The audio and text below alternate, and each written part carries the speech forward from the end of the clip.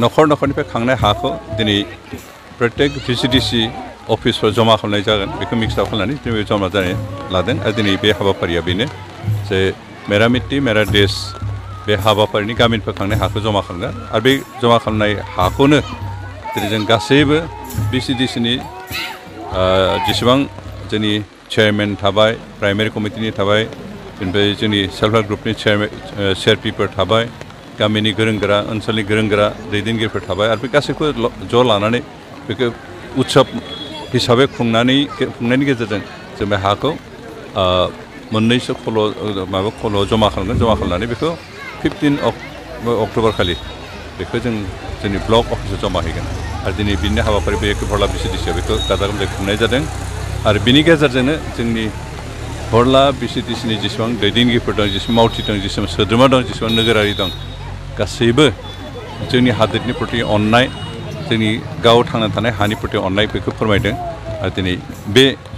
हाबाफारि जिखिनि रायजो राजाफ्रा स्वतःस्फूर्तभावे गाव गावनि गोसो जानाय ओंखारबोदों बेयो थारैनो जोंनि हादोरनि थाखाय जोंनि जायगानि थाखाय जोबोद रंजाथाव बाख्नायथाव बाथ्रा जादों आरो बेनिखायनो दिनै बे हाबाफारि जायफ्रा बाहागो लाबाय अखासि जानायनिबाबो रावबो गियालासे फावसायालासेनो दावगाबोनायखौ बिथांमोनखौ साबायखर होदों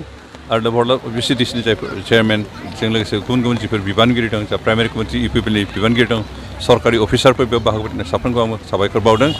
आरो दिनै बे हाबाफारिनि गेजेरजों जों थारैनो भारतआ जोंनि जोनोम हादोर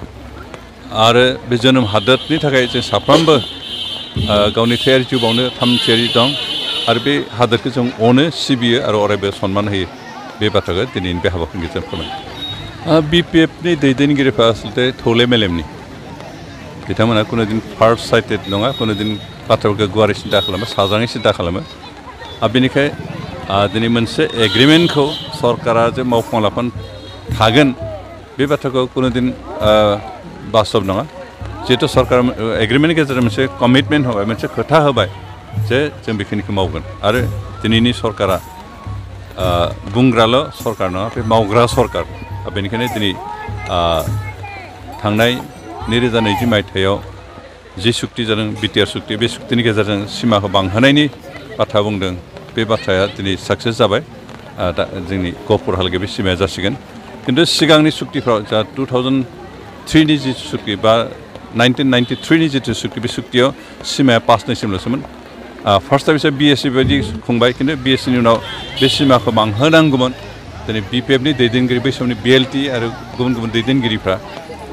BScनि सिमाखौ बांहोनानै सुक्ति खालामनो हायाखै दिनै बिथांमोना 2003आव जि सुक्ति खालामदों BTC सुक्ति बे सुक्तियाव सिमाखौ बिथांमोना 1 इन्चबो बारायहोनो हायाखैमोन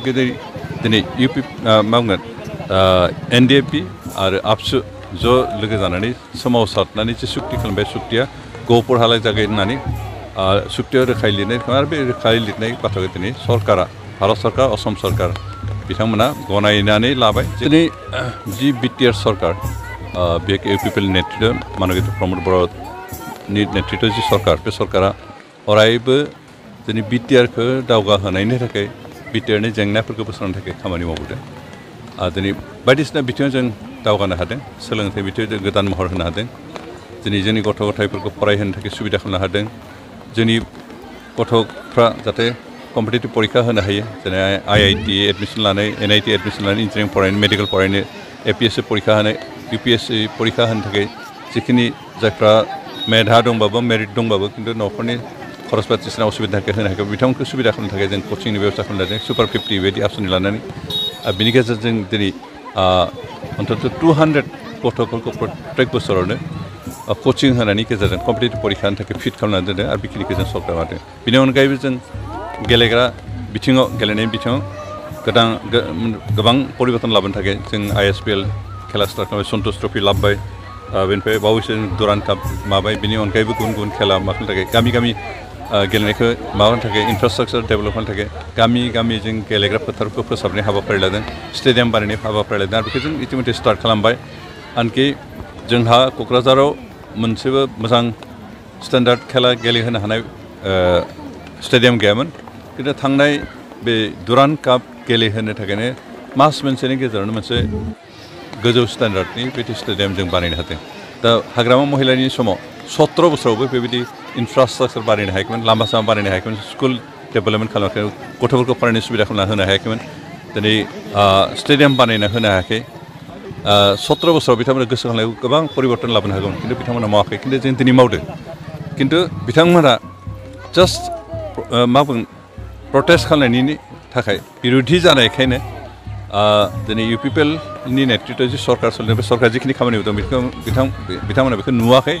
आरो जास्ट जेबो खामानि मावाखै होनना बुंनो हादों खिन्थु गावसोरहा फेलार जानायखाय गावसोरनि 17 बोसोराव जेबो खामानि मावनो हायैनि फेलार जानायखाय दिनै इउपिपिएलनि नेतृत्वआव जि परिबर्तन जादों जि डेभेलपमेन्ट जादों बेखौ बिथांमोना सहजै लानो हायाखै बेनिखायनो नुनानैबो नुयैबायदि जेबो मावाखै मावनो हायाखै होनना बुंदों दिनै बिथांमोना मिथ्याचारनि गेजेरजों भारत जोंनि बिटिआर ओनसोलनि गासै जाथि जनगोष्ठीखौ थगायनानै गादि दखल खालामनाय मोनसे षड़यन्त्र खालामदों खिन्थु बिथांमोनखौ दिनै साक्सेस